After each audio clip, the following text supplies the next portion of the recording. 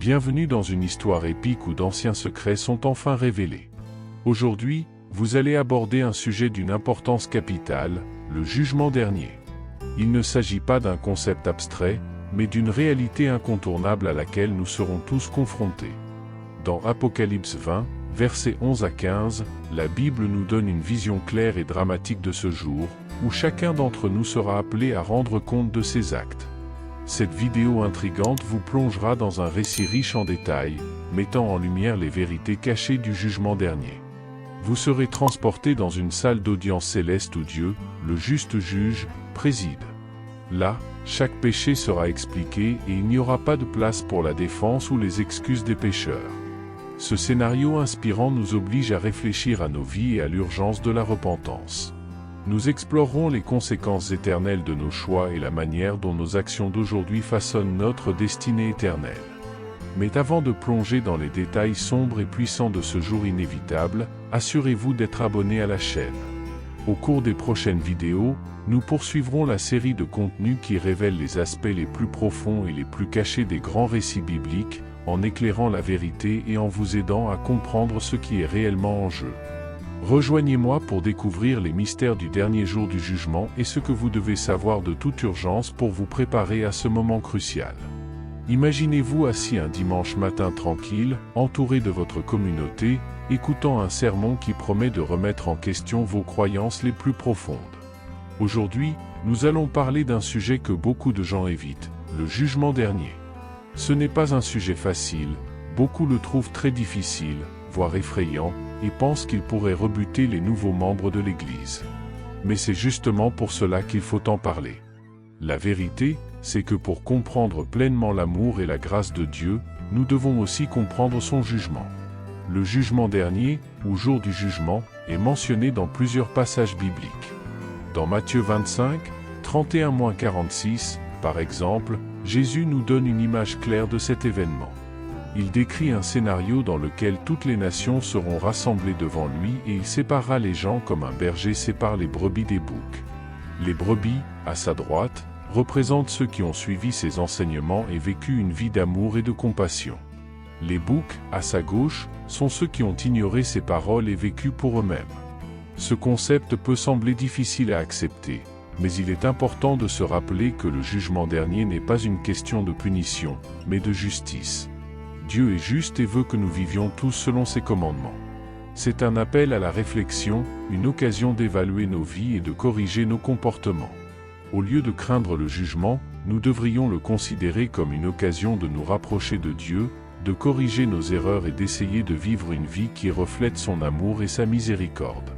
Le jugement dernier nous rappelle également l'importance de nos actes. Dans Apocalypse 20h12, il est écrit que les morts seront jugés selon leurs œuvres. Cela nous montre que nos actes ont des conséquences éternelles.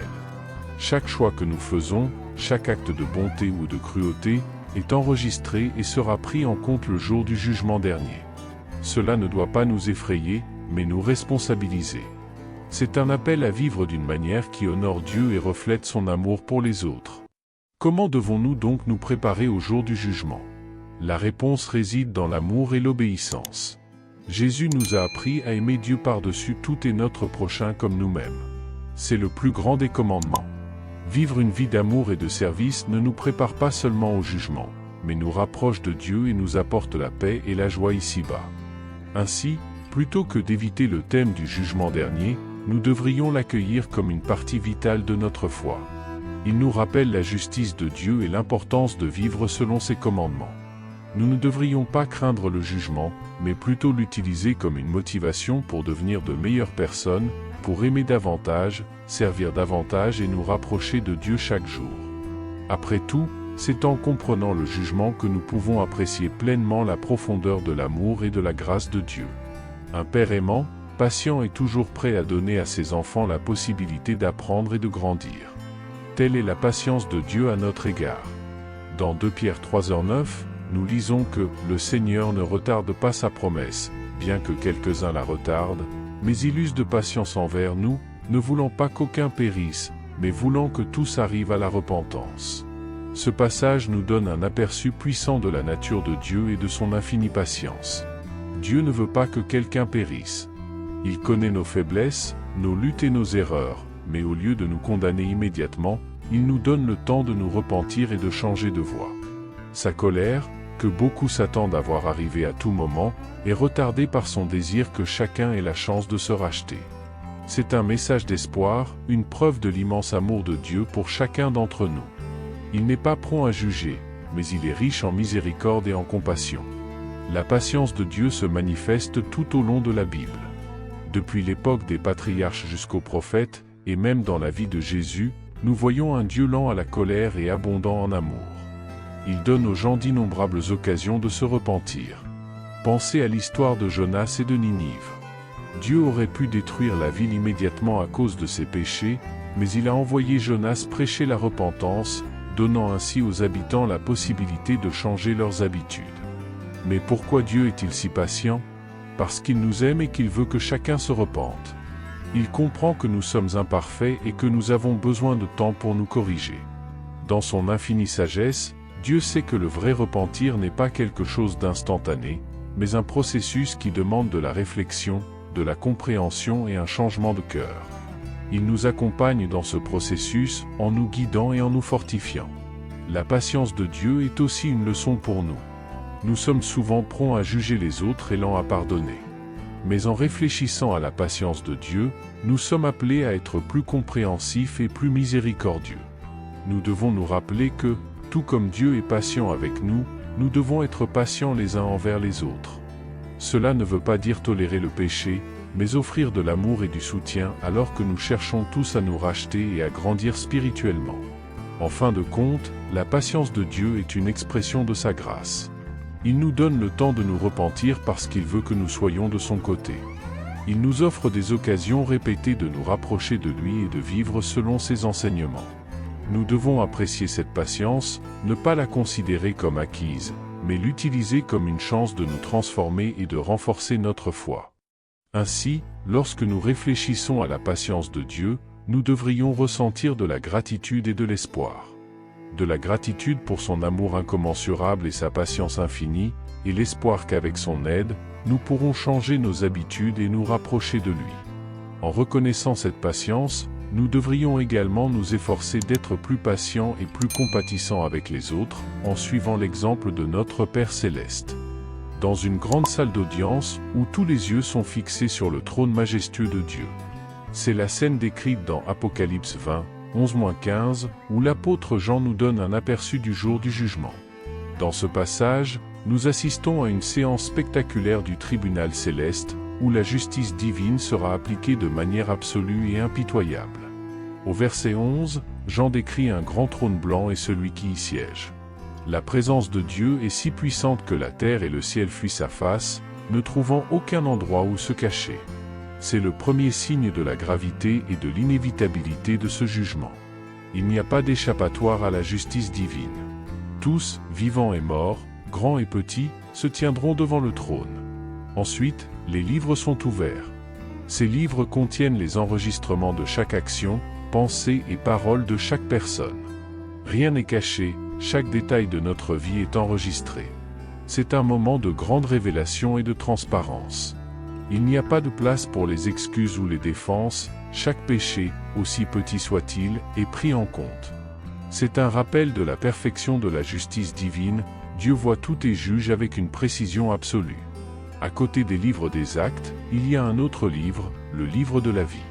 Ce livre est crucial, car y sont inscrits les noms de ceux qui ont accepté la grâce de Dieu et qui ont vécu selon sa volonté. Si le nom d'une personne ne figure pas dans le livre de vie, elle sera jetée dans l'étang de feu, qui représente la damnation éternelle. Cette image puissante nous rappelle la gravité de nos choix et l'importance de vivre une vie de foi et de repentir. Le jugement est un événement inévitable. Chacun d'entre nous sera confronté à ce moment, où notre vie sera exposée devant le trône de Dieu. C'est un appel à réfléchir à la manière dont nous vivons aujourd'hui. Un champ vaste et fertile, prêt pour la récolte. Dans le livre de l'Apocalypse, au chapitre 14, 18 et 19, cette image est utilisée pour illustrer un moment crucial et décisif de l'histoire humaine, la séparation finale des justes et des méchants. Ce passage biblique nous offre une vision symbolique et puissante du jugement divin, en utilisant la métaphore de la récolte et de la cueillette des raisins dans la cuve de la colère de Dieu. La scène commence par un ange qui sort de l'autel, ayant autorité sur le feu, et qui crie d'une voix forte à l'ange qui tient la faucille tranchante, « Jette ta faucille tranchante et ramasse les grappes de la vigne sur la terre, car ses raisins sont mûrs. » Cette image de la moisson symbolise l'arrivée du temps du jugement, où les fruits des actions humaines seront enfin récoltés. C'est un moment de décision, où la maturité des raisins représente l'accomplissement des actions humaines, qu'elles soient bonnes ou mauvaises. Ensuite, nous voyons l'ange à la faucille acérée qui cueille les raisins de la vigne de la terre et les jette dans la grande cuve de la colère de Dieu. La cuve est un lieu où l'on écrase les raisins pour en extraire le jus, et elle symbolise ici la justice divine, intense et implacable. Les raisins écrasés représentent les méchants, ceux qui ont rejeté la grâce de Dieu et qui vivent dans le péché. Cet acte d'écrasement est une image forte de la rétribution divine, où la justice se réalise complètement et irrévocablement. Cette séparation finale des justes et des méchants est un thème central de l'Apocalypse. Les justes, représentés par le blé mûr dans d'autres passages bibliques, sont séparés pour la vie éternelle avec Dieu. Les méchants, représentés par les raisins mûrs destinés au pressoir, subissent la colère divine. Ce contraste entre le sort des justes et celui des méchants souligne l'importance de nos choix et de nos actions au cours de la vie. L'image de la moisson nous rappelle également la patience de Dieu. Tout comme un agriculteur attend patiemment que ses récoltes mûrissent, Dieu donne aux gens le temps de se repentir et de changer de voie. Cependant, lorsque la moisson arrive, il n'y a plus de temps pour changer, la décision finale est prise. Cela souligne l'urgence de vivre selon les commandements de Dieu, en recherchant toujours la repentance et la grâce. En réfléchissant à cette puissante métaphore, nous sommes appelés à évaluer notre propre vie. Vivons-nous comme du blé mûr, prêt à être moissonné pour la vie éternelle? Ou bien accumulons-nous les péchés, comme des raisins mûrs destinés au pressoir de la colère de Dieu? Cette image nous met au défi de vivre d'une manière qui honore Dieu et nous prépare à la récolte finale. Par conséquent, l'image de la récolte et de la cueillette des raisins dans la cuve de la colère de Dieu dans Apocalypse 14, 18-19 n'est pas seulement une vision du jugement final, mais un appel à la réflexion et à l'action.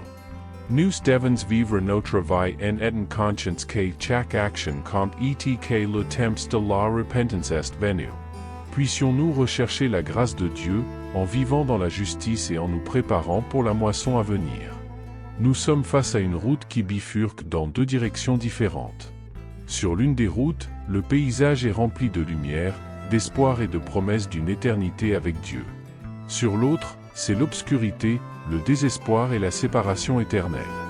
Cette image représente le choix personnel de chacun d'entre nous concernant sa destinée éternelle.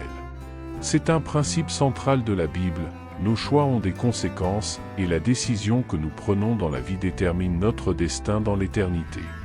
Dieu nous a donné le libre arbitre, la capacité de choisir entre le bien et le mal, entre suivre ses commandements ou vivre selon nos propres désirs. Dans le Deutéronome 30, 19, nous lisons « Je prends aujourd'hui à témoin contre toi les cieux et la terre. J'ai mis devant toi la vie et la mort, la bénédiction et la malédiction. Choisis donc la vie, afin que tu vives, toi et ta postérité. » Ce passage souligne l'importance de nos choix et le désir de Dieu que nous choisissions la vie, la bénédiction et l'obéissance à son égard. Le livre de l'Apocalypse, avec ses visions dramatiques et symboliques, renforce ce message de choix et de conséquences. Dans Apocalypse 3h20, Jésus dit « Voici, je me tiens à la porte et je frappe. Si quelqu'un entend ma voix et ouvre la porte, j'entrerai chez lui, je souperai avec lui, et lui avec moi. » Il s'agit d'une offre de salut, d'un choix que chaque personne doit faire. Ouvrir la porte à Jésus, c'est accepter sa grâce et suivre ses enseignements, ce qui conduit à la vie éternelle. Refuser d'ouvrir la porte, en revanche, c'est se séparer de Dieu. Ce choix personnel est également reflété dans la parabole des brebis et des boucs de Matthieu 25, 31 à 46. Jésus sépare les brebis, qui représentent les justes, des boucs, qui représentent les méchants, sur la base de leurs actions et de leurs choix au cours de la vie. Les brebis héritent du royaume préparé depuis la fondation du monde, tandis que les boucs sont envoyés au châtiment éternel. Cette parabole illustre clairement que nos actions et nos choix ont des conséquences éternelles. L'image de la moisson et de la cuve à vin de la colère de Dieu dans Apocalypse 14, 18-19, dont nous avons parlé plus haut, renforce également ce message. Les raisins mûrs jetés dans la cuve représentent ceux qui ont choisi de vivre dans le péché et qui ont rejeté la grâce de Dieu. Cet acte de récolte et d'écrasement est une métaphore puissante de la justice divine et de la conséquence ultime des choix que nous faisons.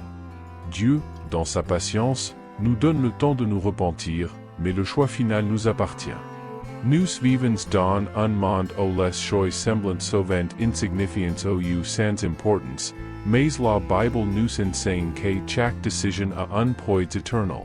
Choisir de suivre Dieu, d'accepter sa grâce et de vivre selon ses commandements, c'est choisir la vie éternelle. Ignorer ses instructions et vivre pour nous-mêmes, c'est choisir la séparation éternelle de son amour et de sa présence. Par conséquent, lorsque nous réfléchissons à notre destinée éternelle, nous devons être conscients que chacun d'entre nous a un choix personnel à faire. Ce choix reflète le principe biblique selon lequel nos décisions ont des conséquences. Nous sommes appelés à choisir la vie, à embrasser la grâce de Dieu et à vivre selon ses enseignements. Puissions-nous faire des choix judicieux qui nous conduisent à la lumière, à l'espoir et à la promesse d'une éternité avec notre Créateur. Sur une horloge de sable, où les grains tombent sans cesse, représentant le temps dont nous disposons dans cette vie. Chaque seconde qui passe est une occasion de se repentir et de se tourner vers Dieu. La Bible nous enseigne que l'urgence de la repentance est vitale, car il n'y a pas de repentance après la mort. Le présent est le seul moment où nous pouvons prendre cette décision cruciale. Dans Hébreux 9h27, il est dit, « Comme il est réservé aux hommes de mourir une fois, après cela vient le jugement. » Ce verset souligne la certitude de la mort et du jugement qui s'ensuit. Il n'y a pas de seconde chance après la mort.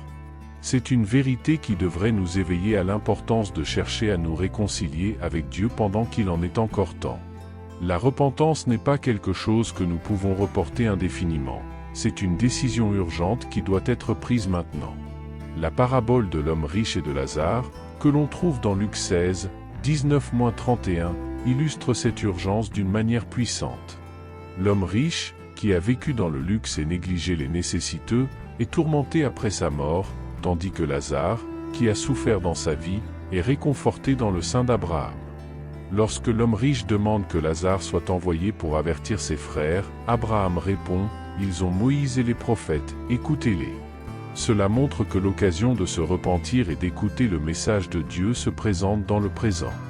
Après la mort, il est trop tard pour changer notre destin. Jésus a également souligné l'urgence de la repentance dans sa prédication. En Marc 1h15, il a proclamé « Les temps sont accomplis, et le règne de Dieu est tout proche. Repentez-vous et croyez à l'Évangile. » Cet appel à la repentance est une invitation immédiate à changer de voie et à se tourner vers Dieu.